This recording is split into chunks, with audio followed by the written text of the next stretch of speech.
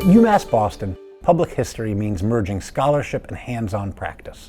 From the first semester, students prepare for work with community partners on projects that preserve and share the past. Boston itself is our classroom, a city rich in archives, museums, historic sites, and diverse communities eager to tell their stories. Our students build skills and networks by collaborating directly with professionals and organizations across the region. We offer two graduate paths: the Master of Arts in History with the Public History track, and the Graduate Certificate in Public History for students or professionals in related fields. Both emphasize community engagement, professional training, and real-world experience. With close mentorship, individualized internships, and a supportive learning community, our students leave ready for careers in museums, archives, historic sites, and beyond. While I was at UMass Boston in the public history program, I also worked at the UMass University Archives and Special Collections and the JFK Library, and having the opportunity to gain real-world experience and put that in conversation with the projects we worked on in class, with the excellent and knowledgeable faculty, is really what prepared me to be a successful public historian. We work with students from the graduate history program and the public history program a lot in the archives at UMass Boston. One way we've done that is by supporting larger projects that they're involved in, whether they're partnering with a community organization doing an archive oral history project, or they're developing programs or exhibitions in collaboration with the community in the area. Some of the skills and tools that led to my success directly from UMass Boston are actually around public speaking and presenting. While I was a student in the public history program, we had a student conference every year. That's where I learned how to present a history paper, how to present a history paper well.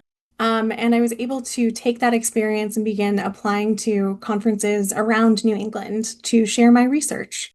A paper I presented at a UMass Boston history conference is actually one of the top downloaded papers in the UMass Open Archives.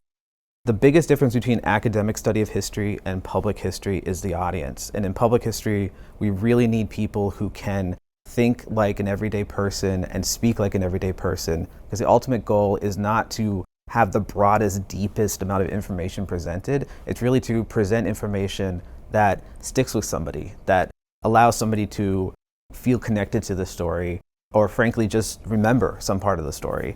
And so by having a real pragmatic practice in public history, the students that come out of UMass Boston are really able to do that. They're able to connect to the public. They're able to focus on the story of what matters and what will interest people beyond the academic sense, strictly.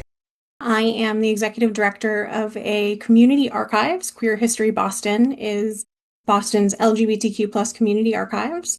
I learned about the organization while I was a student in the UMass Public History Master's program, and I did my internship here. At the time, I was looking for a place that needed support from an intern, and this is where I landed. I made a tour, I volunteered, and then eventually became the first executive director in the organization's history in 2020. Some of the things I really enjoyed at UMB were the ability to do a deep dive in different subjects. I felt like every professor who I interacted with was really passionate and knowledgeable, and I got to learn about lots of different things. I am currently the Education and Programs Manager here at the Metropolitan Waterworks Museum, and I really love my job. I have a background in education, and here at the museum, we really do get to work with everyone from preschool to grad school. Because we're in a historic pumping station near the Chestnut Hill Reservoir, we get to tell stories here of Boston's industrial past, water access, climate issues, and so much more. A student coming into those generally small archives can have a real sense of involvement, have a sense of control, and also have a sense of what it means to save and preserve some of this material. And they'll meet the folks who actually are living in the neighborhood. I think it's a wonderful experience. It's great for a historian to get out of the library and into the field, almost like an anthropologist.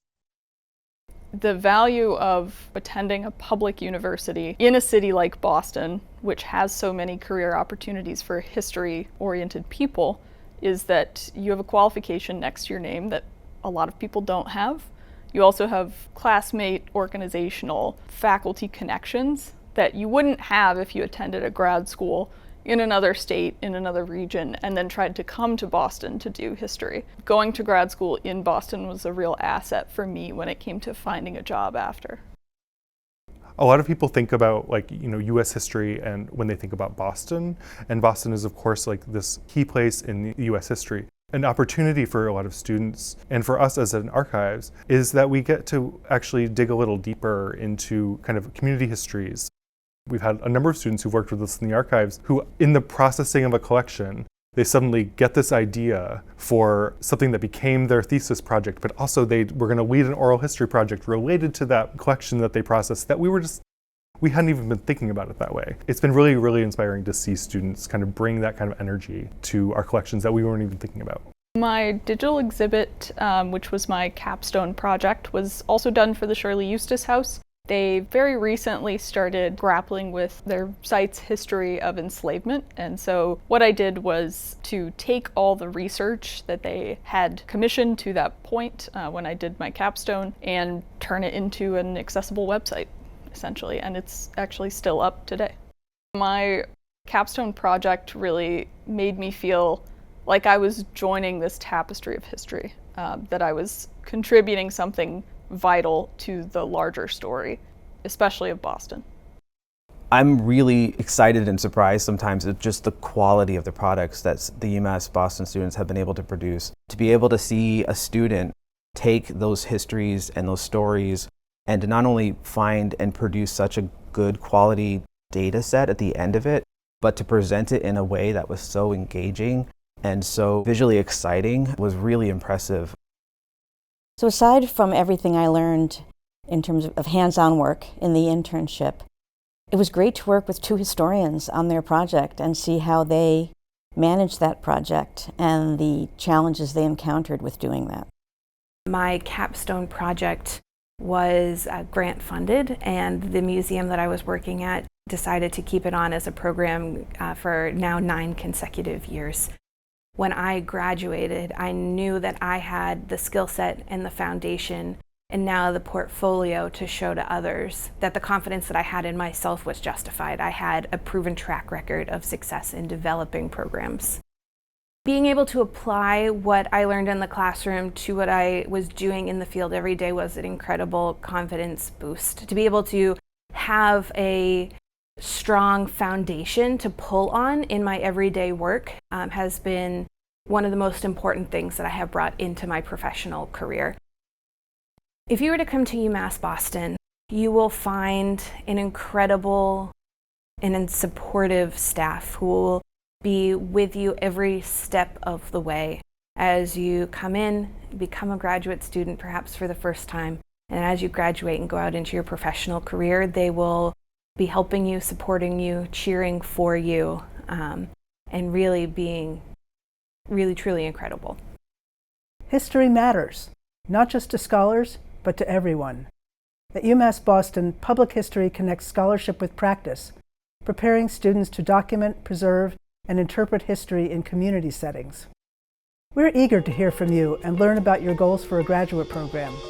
To learn more about what our graduate students are discovering, check out our blog and visit our website for more information about applying.